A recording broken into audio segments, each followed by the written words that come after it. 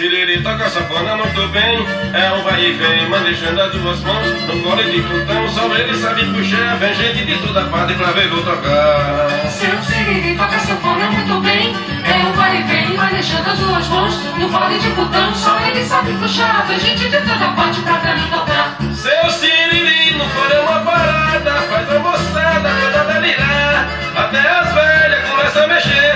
É seu siriri tocando e todas elas a dizer: toca siriri, mete o dedo nos botões pra gente se sacudir. Toca siriri, mete o dedo nos botões pra gente se sacudir.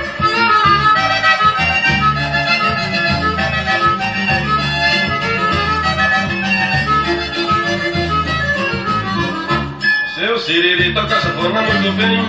É um vai e vem, manejando as duas mãos. No colo de Plutão, só ele sabe puxar. Vem gente de toda parte pra vê-lo tocar. Seu siriri toca sanfona muito bem. É um vai e vem, manejando as duas mãos. No colo de Plutão, só ele sabe puxar. Vem gente de toda parte pra vê-lo tocar. Seu siriri no fora é uma parada, faz a moçada toda delirar. Até as velhas começam a mexer.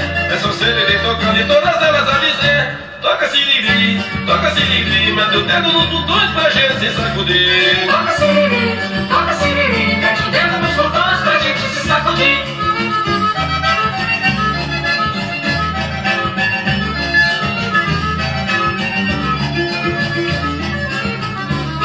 Seu siriri toca sanfona muito bem. É um vai e vem, manejando as duas mãos. No fone de Plutão, só ele sabe puxar. Vem gente de toda parte pra vê-lo tocar. Seu siriri toca sanfona muito bem. É um vai e vem, manejando as duas mãos. No colo de Plutão, só ele sabe puxar. Vem gente de toda parte pra vê-lo tocar. Seu siriri no fora é uma parada, faz a moçada toda delirar. Até as velhas começam a mexer.